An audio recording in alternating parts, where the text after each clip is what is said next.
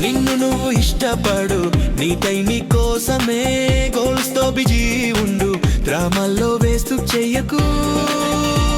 నీ కోసం నీ దారి వెతుకు, నీవే నీకు బెస్ట్ గురు. Fake smile